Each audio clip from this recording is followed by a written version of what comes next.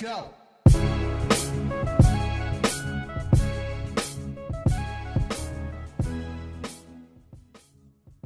Hello and welcome to another episode of a PRCA Fuse Podcast. This week we are speaking to Heather Blundell from Grayling. Now Heather's had a pretty stellar career. She has worked at Edelman, at Weber and at Ketchum, and at the age of 37 she is the youngest CEO of any PR agency in the top 20 in the UK. She's had a great career. There's lots for people to learn from her experiences. In this conversation, she shares her tips on how to get ahead in agency land. She talks about how she juggles a life living between Manchester and London. She's got 2 young boys. She also talks about modelling motherhood in leadership and how the agency managed to get its gender pay gap to 0%. She also talks about how diversity has given Grayling a competitive edge. Enjoy. Thank you very much for joining us today. Thank you for having me. So you've had an extraordinary career. You are the youngest CEO of a top 20 PR agency. Is that correct? Yes, I think so. Probably not for much longer. On a bit. So do you mind? How old were you when you became the CEO?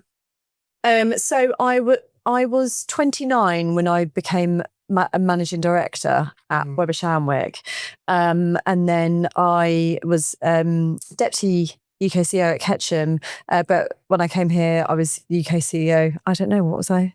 35, 36? That's amazing. That's what? And now I'm 45. No, I'm joking. I'm not. But talk us through the story. So, I mean, what I'd love to hear for our listeners is what they might be able to learn from your path to becoming a CEO. I mean, in such a short amount of time to get from, how old were you when you started in PR? 20? Fresh out of university, and I joined Edelman. So how old are you then? 21? 21, so 14 years. Yeah. From grad to CEO. Yeah. What happened? So I did 8 years at Edelman, which was amazing. And then I left and joined obviously their biggest competitor, Weber Shandwick, and I nearly did another. I think I did about 7.5 years at Weber Shandwick, and that's when I kind of had my, I guess, break into leadership. Yeah. And became a managing director at Weber Shandwick. And I would say the biggest, learning or lesson. I mean, it's like anything in life. Half of it is luck and chance and being in the right place at the right time. And, there was a leadership opportunity available, but I would have never, ever have thrown my hat in the ring. I was an associate director. I wasn't even a director. And I had quite a few people above me at that time. Credit to, with my absolute thanks, is Colin Byrne, who was the head of Europe for a long time at Weber Shandwick, and also John McLeod, who was the chairman, kind of just took a punt on me, and we'd worked very closely on several new business briefs, and it was to run their office in Manchester at the time, which they were both very fond of, and it had been very, very successful, but it was going through a very hard time. And I think there were probably conversations about the future of the office. I mean, it is alive and well now, but I think they just took a chance on me. And I think there are a couple of three key takeaways, I would say, is one, you kind of get those moments in your career, maybe once or twice if you're lucky, which are kind of those breakthrough moments that take you into a different stage. Yeah. And it's quite overwhelming. And I remember I thought they were going to, obviously, because this is the way women think, I thought they were going to sack me because they'd asked for a meeting with me and I was pretty new in and they'd lost quite a big client. And I just thought, it will be first in, last in, first in, whatever it is. And I remember I just went to this meeting and sort of sat down and I kind of had my list of bullets of just like, okay, fine. And they said, we'd like to make you the managing director. And I just, hadn't prepared for that. You came as an associate as well. So from a lateral move from Edelman into Weber. Yeah. And they said, we want to make you managing director. Yeah, so I was never a director. So I jumped from, and I actually said that in the meeting. I said, you do know I'm not even a director, don't you? They had no idea. I mean, that was just the way they were just like, well, we'll just take a chance. So, but when you do get those moments, and I don't want to. I do think quite often for women, we don't often put ourselves in those situations where we do just take a leap. I think men are much better at it. And I see that quite a lot in interviews and, the way we just, the chances that we take. And I understand that, and I'm still like that now. But those chances don't come up very often. And I remember after that conversation, I remember I phoned my dad and I just said, oh, they've offered me this, but obviously I need to tell them I can't do it. And he was like, you are absolutely not telling them you can't do that. You need to do this. You will get very few moments like this in your career where you have a breakthrough moment. So if it all goes wrong, then it's all gone wrong. And it's just one of those lessons in life. But you're surrounded by people that will help you. And, and Colin and John themselves are very committed to helping me. But I'd never seen a P&L, let alone run one. But you sort of get to grips with it and you learn on the job. And I was surrounded by just the best team ever in that office. I saw one of them. I was in Abu Dhabi over at Christmas and New Year, and I saw a member of that team who I hadn't seen for several years, and it was just there is a connection there forever.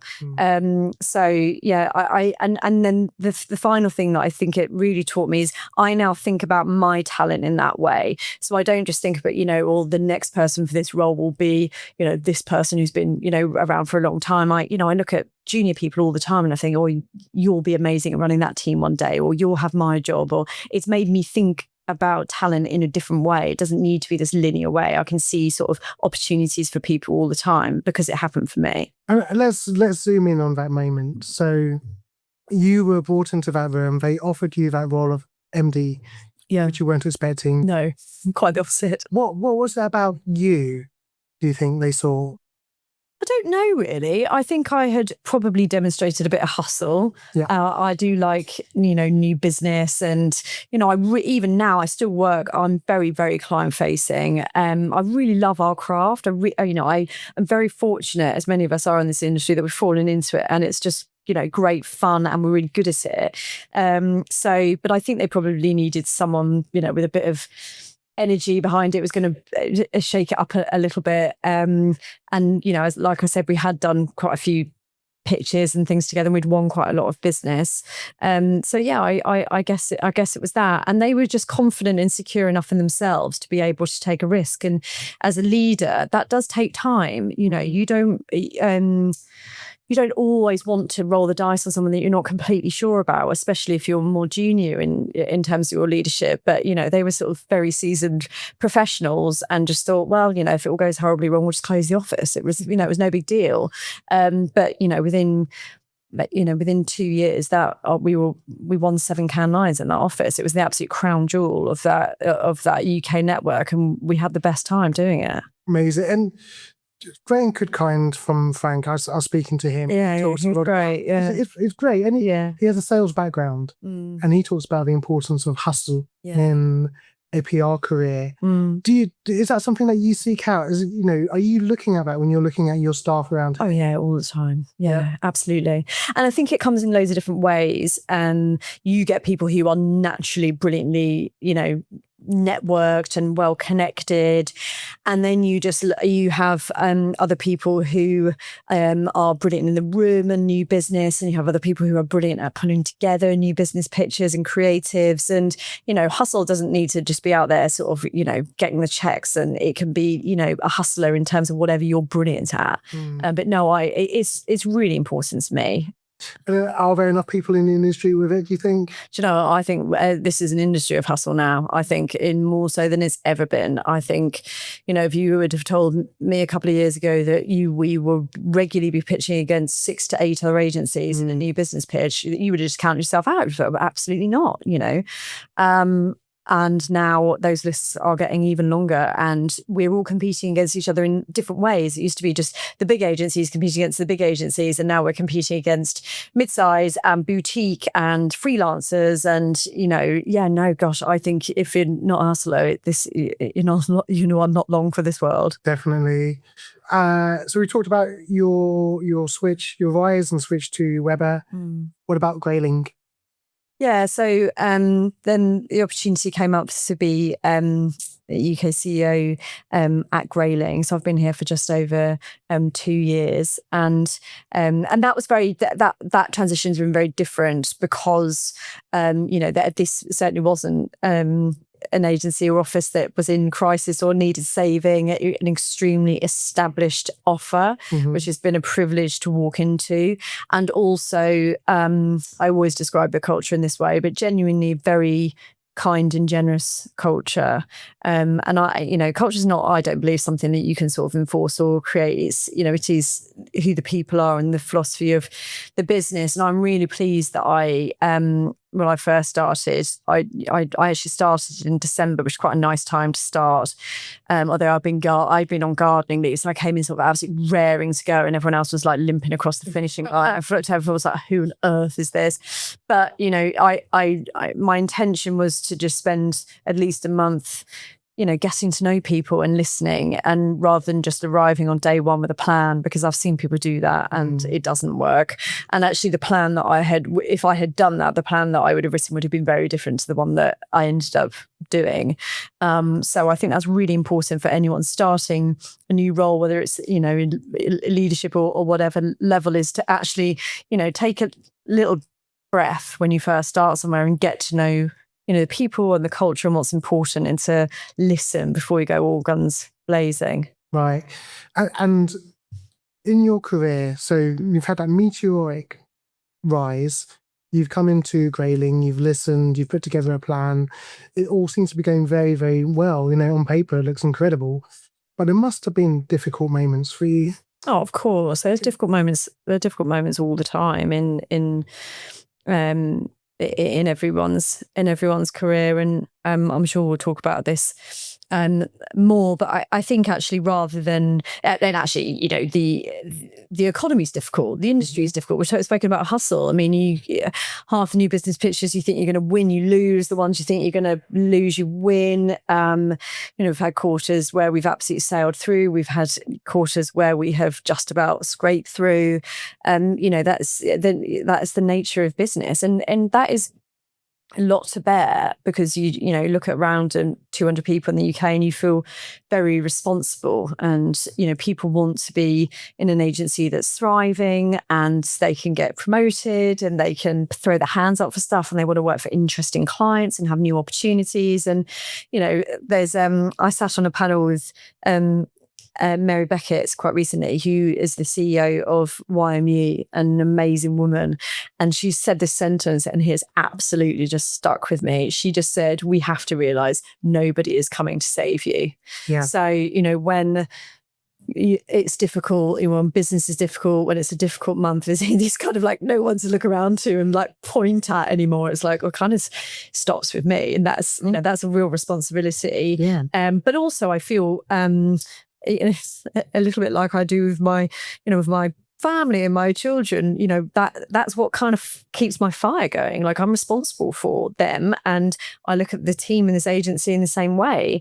And the minute I stop caring, I shouldn't have this job anymore, because it is my responsibility to make sure that we are hitting our numbers and that we have amazing clients and we have opportunities. And as long as people are meeting me halfway, then we're all doing our jobs. But no, of course there are, very difficult moments and challenges. Well, absolutely, in leadership, like you talked about and described there. What about those moments that might have been challenging in the course of your career leading up to where you are now? What have you come up against? I've definitely come up against. I've always stayed in roles for quite a long time, with agencies for quite a long time. So, like I said, I was at Edelman for 8 years and Weber for a long time as well. And actually, that's knowing sometimes when to leave and when to try something different is always a challenge, and it's scary. And I loved both those agencies, but when you feel like actually I've still got something I need to go and do, that's not something going wrong, but it's always a lot to weigh up. And I remember Carolyn Paul, who's an amazing lady who works at Edelman and still the chair of Europe healthcare at Edelman, but I was thinking about making a move, and she said this in a very honest way, and it's always stuck with me, and I do say it to people, is you kind of have to, wherever you go, and this can be amazing as well, you have to start all over again. It's not like you walk in and people know what you're great at, know you're a great pitcher, or know you're great at a deck, or know your connections with media. You have to show everyone again. You have to start all over again, which is amazing if it's, you've got a fresh start, of course, but you don't walk in with those stripes earned. And even if people have heard of you, they'll want to see you in action. So actually, I think it takes, a good 2 years to really settle into a role and show people what you're made of. And, that can be really challenging, especially, juggling a family and other commitments. And then I would guess, I left Weber and I went to Ketchum, and I had a really good time, and I loved the clients I was working with, and we had really good new business opportunities, but that was a shorter stint for me, and I had an opportunity that had come up here to be the UK CEO, and probably to take the agency in a different direction, and to have a bit more autonomy, but I felt very weird about leaving after 2 years, because I'd been sort of such a loyalist and a lifer, and you worry about what people will think and what people say, and the honest answer is that people don't care. No one cares. That's just all on you. And actually, if you're not particularly happy, or if you aren't able to be the person that you want to be, or the leader that you want to be, and there's another opportunity that's a brave decision to make, but I guess that was probably a challenging time for me, because I guess that wasn't what I thought was going to happen. Yeah, and you're taking these opportunities. You're leading UK and very large organisations. We're here sat in London talking about this, but you live in Manchester. Yeah. Did you make the move from London to Manchester, the Weber job, or were you based in Manchester then? I did it in between Edelman and Weber. So I moved to Manchester and I started at Weber Shandwick, and so I mean that's another sort of thing that is great actually at Grayling, because we're such a networked agency. We've got 9 offices across the UK, so this is London is our headquarters, and I spend 80% of my working time here, but it is nice to have that outside of London thinking in my sort of personal and professional life. Yeah. Do you think that the PR industry is quite London centric?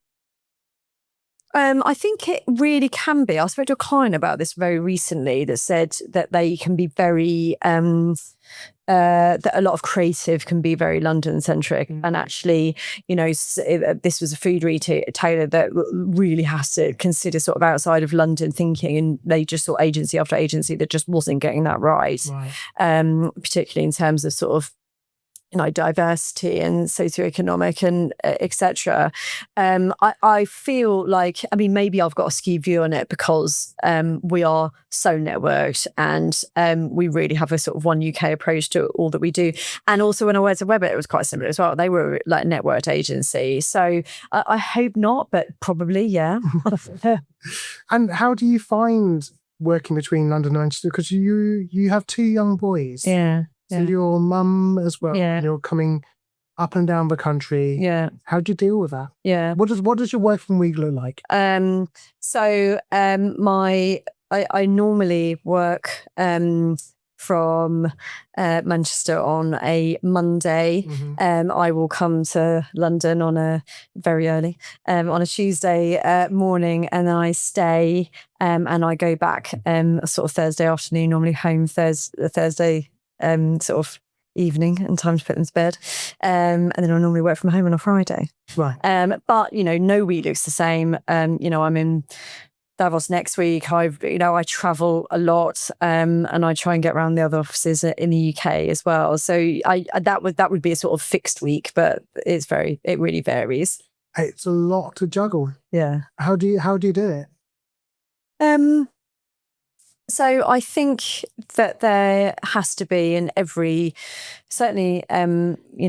mum will talk to you about juggling children and lots of dads and men in PR will as well.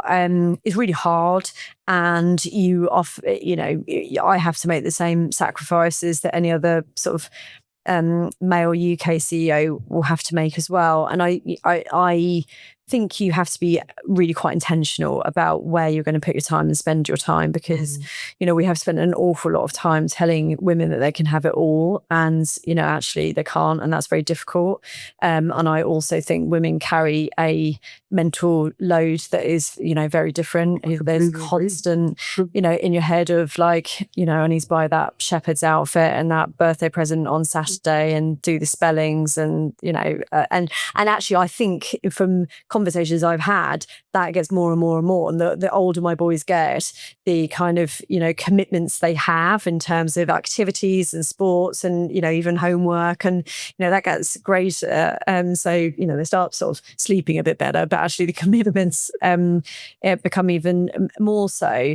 That, of course, there is, sacrifice in terms of stuff that I can't do at work that I'd want to do, or stuff that I can't do at home that I want to do. But I also think I am getting, certainly in the last couple of years, better and better at putting sort of boundaries in place on both sides in order to be able to, create a sort of balance. But it is a constant juggle, as you said. Do you think that other mothers in the agency are looking at you for modelling what this might look like in their careers in leadership? Yeah, for sure.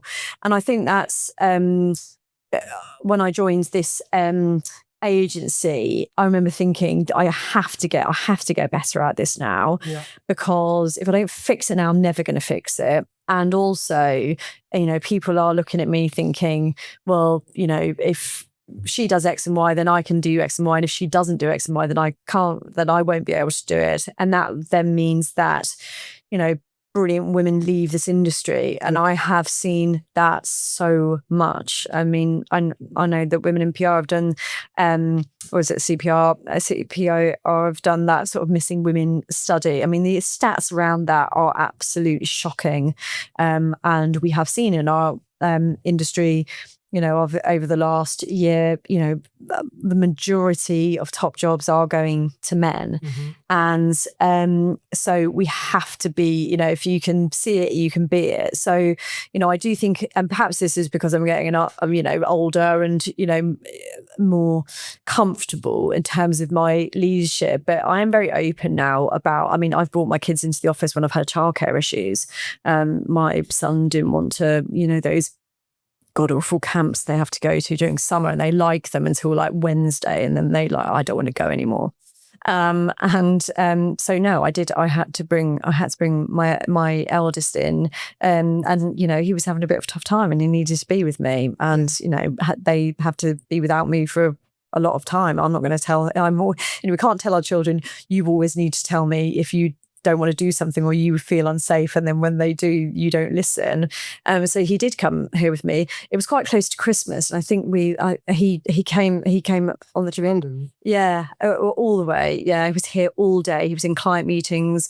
We had a whole agency meeting. I think there was a party in the evening, and then on the way back home, I said, "Gosh, Mummy, your work is like a party." I was like, "Oh God, no." Yeah.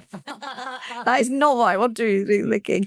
But I had so many messages about it, because he was just following me around all day. I was like, "Oh, I'm sorry, I've got childcare issues." And he was just, sat at the end of the table, doing his colouring in. And I had so many messages from people saying, that was really honest of you. Thank you so much for doing that. And yeah, I actually posted about it on LinkedIn. So I thought, actually, we have to be honest about these situations. And, maybe a couple of years ago, I might have said that I was sick, or I might have said he was sick, and I might have stayed at home, or I might not have put us in that situation. And I have spent a long time trying to cover up those kind of messier sides of my life because I just thought I needed to look like the perfect leader. And perhaps that is because I went into it so young, and I have held myself to a very high standard. But perhaps as I've got older, I've got more confident that, actually they are part of me. And, if they appear on the occasional video call, or you can hear them in my car, or, they have to be around the office sometimes. And I would say the same for anyone if they need to come in. Danny's allowed to bring his dog in occasionally. Really nice. So I think, we work really hard as an industry. This is not a 9-to-5 industry. I'm not going to sit in front of anyone and say that everyone here has a brilliant work-life balance and can go to every yoga class they sign up for. So in order to make it work, we do have to have the flexibility and the openness to be able to deal with those when life throws us hurdles. Yeah. And does your eldest son, is he thinking, maybe I want to go into PR now? No, obviously he's going to be a professional footballer in his eyes. He will not entertain anything otherwise. I actually think he'd be quite good at PR, but anyway. You've done quite a lot of work here in terms of trying to make an impact and change, making our industry more inclusive. Yeah. Your latest gender pay gap report showed a zero disparity between men and women. Yeah. That's quite a feat. Yeah. Can you talk us through how you've achieved that? Yeah, so we've got a 0% pay gap, and we have 50 representation on our UK board. And I also have a senior a UK senior advisory board, which is 50-50 gender and 25% non-white. So we have been very, very intentional about it. And it's painstaking. I'm not going to lie about it. We do quarterly promotions, and we review every single person in the agency line by line. We have over 200 employees. It takes all day. And within that, we will go through, if we are planning to promote someone or give someone a pay rise, we will look at everyone else at their level across the whole of the office. And we will look at, make sure we're not promoting, all the men in one team. And, and that's why I have to, the credit really has to go to our finance team and our people team who sit and do that work. And, that's why I would say to anyone to do it as an exercise, even if you don't have to, if you're not at the qualifying threshold or whatever it is, 250 employees, to do it, to see where you are, because at least you know where you have to move, because it is so easy to, it's not easy to close, but it's, it's so easy to fall into a very bad place with it. Yeah. And we have, we always include women and men that are on maternity and paternity leave every time we do that round, because what happens is, if someone is on, maternity leave, they can be overlooked for 4 cycles, and then, they may have 3 maternity leaves or time off for other reasons, and all of a sudden, you're 3 years behind, somewhere else, and we've got a big gap, and you're at the bottom of a pay band instead of, and it's rarely performance related. It really is not performance related when we have a look at, and we've had to be very honest with some employees where we've brought them into a room and given them a pay rise and said, we had to level it out because, you won't be paid what you should be being paid. And, no employee is going to be annoyed about that. But I've had such a positive response when I have done that. Or us saying to people, we recognise right now you're not where you need to be. We would like to get you here by this time, because, there is not as Theresa May said, a magic money tree. And sometimes we're very transparent with employees about our intention to get them somewhere and how long we think that will take. We are very intentional about it, but you have to do it very regularly, because, we submit our data to PR Week, and you don't want to have that. I can't remember when we do it, probably halfway through the year, all of a sudden, run the pay gap report, and it's awful. You need to do it very regularly in order to make sure that you don't need to make those big shifts right before you release that data. And that process that you go through, you talked a little bit about those meetings that you had to have, but there's a process of correction, isn't there? Because and equity, and being quite intentional about equity in that process. Was there any pushback at all from anyone? No, I haven't had any pushback from that at all. I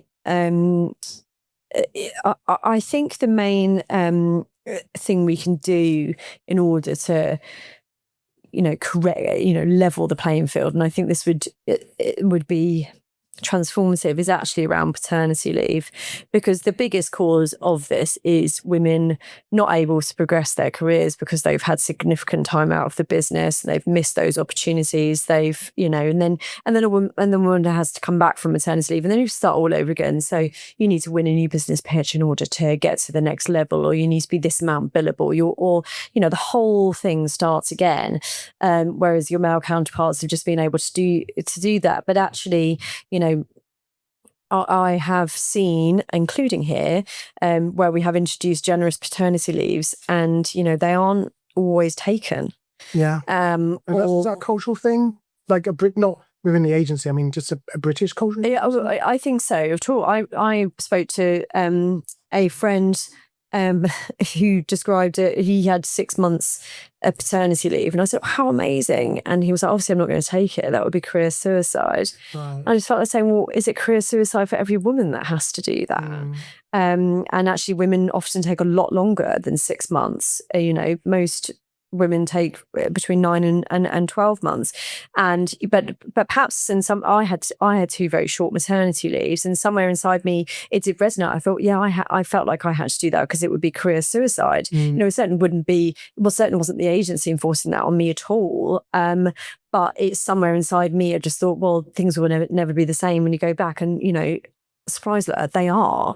But I've seen generous paternity leaves, but a lot of men, and I see this all the time, will chunk it up. So they'll have a month here, then they'll come back for a couple of months, then they'll have another month off, and then they'll come back there. And actually it can be quite disruptive to business, and women can't do that. Women can't have a baby and say, I'm gonna stay here for you, then I kind of come back and then I'll go back. We could do it, but I have never seen a woman chunk up her maternity leave.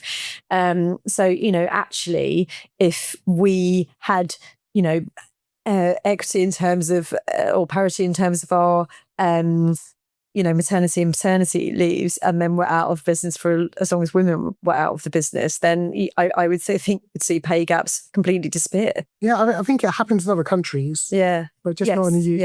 Yeah, totally. I think I agree. I think it'd be great to do that. And from what I understand about Grayling as well, so representation is important across the agency. You talked about senior on a board level, leadership level, advisory level, not just with gender but with race as well. Yep. Have you seen any impact of that commercially within the business? And you've made all this effort to do this. Yeah. What impact has it had? I think it absolutely had commercial impact.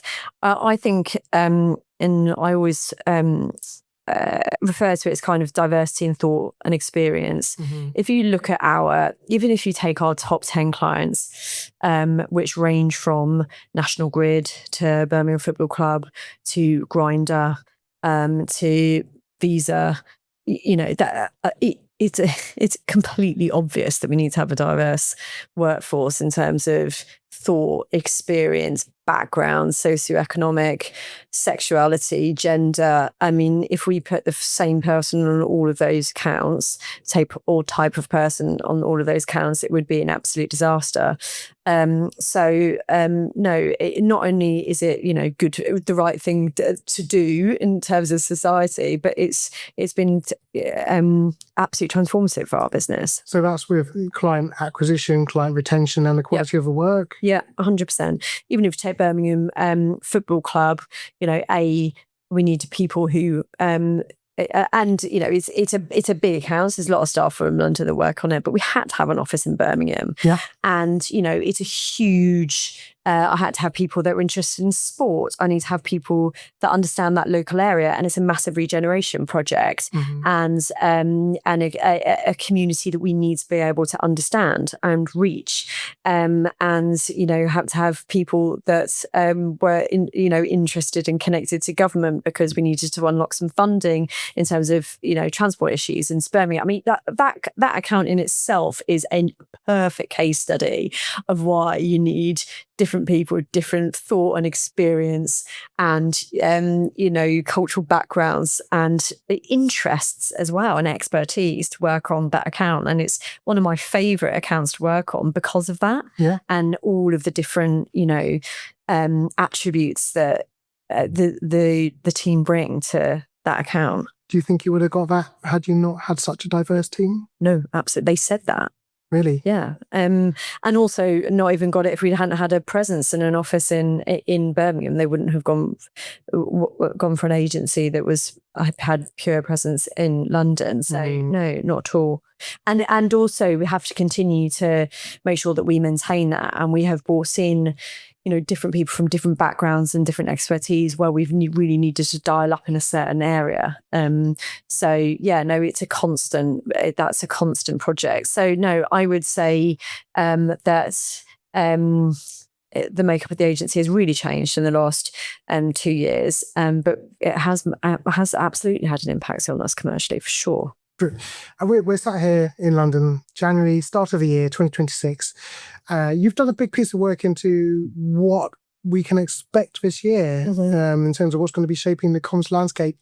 Briefly for our listeners, what is going to be shaping the comms landscape in the next? Yeah, well, it won't surprise you, but there's a lot of uncertainty, and we've run that trends report. This is our third one now, right? And there's always that. Oh, this is the year of uncertainty, and there's political upheaval, and the media, fragmented media, and AI. So there is so much that is unknown, but actually the data shows. I think from the top of my head, like 52% of business leaders are optimistic about this year. And that's really good. And, that means that our clients are having to weather loads of different changes in policy, and, almost having to take sometimes quite a short-term view of, who to hire, and how to run business and what change might be coming. But, with this we choose to be caution, of course, but, AI is a complete game changer, and can open us up in terms of, different experiences and expertise. But also, the main finding of that report is that reputation matters, and it's far better for us to be looking at sort of challenges that might be coming than to be managing a crisis in 3 months' time. So I think that's, a piece of work that we excel at and that we continue to prioritize for clients in terms of that reputation management. Yeah. So yeah, no, I think it will be a really interesting year in that respect. So in terms of preparedness for difficult situations. Yeah. Yeah. And also, opportunity for reputation. If you've got a particular, campaign or opportunity within your business or something to own, that's reputation. What do you want to be famous for? What's your purpose? And, how can we help you get there? And how can we define your business and, own that space, and, protect you within that, but also promote you. And, I think there's a lot of opportunity, with that. And, even with fragmented media, there's still positives, even, like we're doing now in terms of a podcast, there is, more and more of our clients doing, regular podcasts with, high profile, business podcasts and listeners, because it's an opportunity for them to be able to, really speak with authority, but honesty, and for us, for their consumers and their audience to get to know them as people, because we trust people. Yeah. Let's flip that. You talked about your clients this year. Let's say we were sat here a year from now doing this podcast again, and we're looking back at Heather over the last 12 months. What would have had to have happened in those 12 months for you to feel 2026 was my year? Yes, that's a good question. I think it's a little bit like I said at the start of the podcast, the responsibility of the agency. I feel that, and that's exciting.